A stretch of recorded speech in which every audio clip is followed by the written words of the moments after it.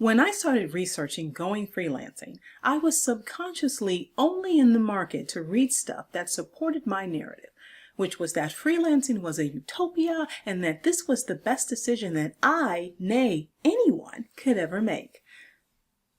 So, needless to say, I had to learn by doing. But we're all for experiential learning here, right? Right? So I hadn't properly assessed the risk, obviously. And I really didn't look risk in the eye until about 7 or 8 years in. So this is the thing. Freelancing is risky business. For real, for real. That's too for real, so you know I'm serious. When people ask, what's stopping you? I'm like, a lot. Like a lot of things. I mean, right? Is it just me? It's risky for all of us, no matter our circumstances. The amount of risk can depend on the strength of the net that can catch you if you need it. Yes, I know about grit and fortitude and resilience, and I know you'll never need a net. I know these things you tell yourself because I said them too. I remember saying to someone, what's the worst that could happen? Thinking to myself, what are we going to have a pandemic or something?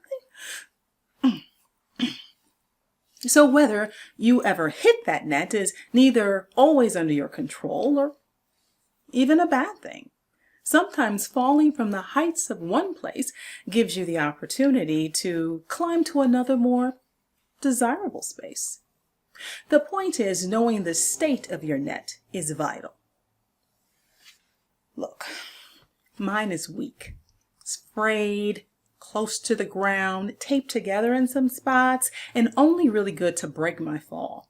And since I know that, I made it my business to have the skills and the willingness to get back up, quip.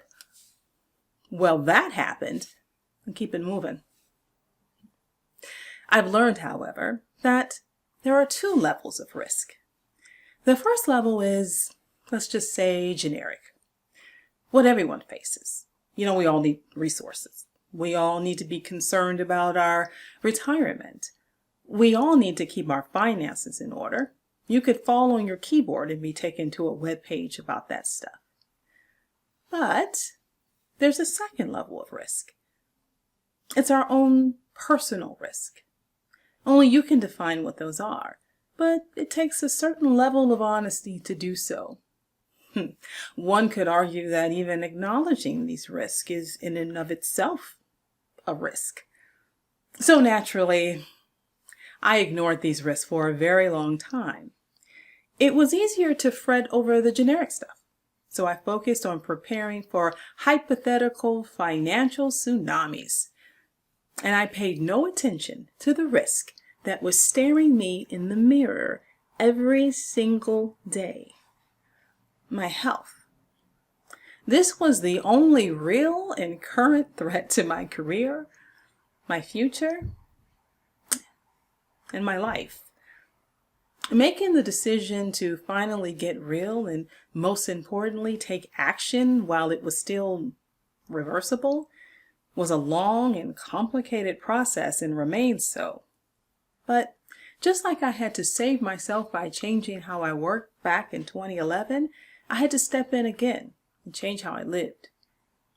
I'm not sure anyone can fully negate these risks, but you can find ways to intervene and preemptively reinforce that net before you need it. Hey, I used to not have a net at all. I mean, I literally started freelancing with no net at all. I had to weave it myself, thread by thread, while I was freelancing. And I still wouldn't have done that had I not been willing to accept that freedom has a price. Pay now or pay later with interest.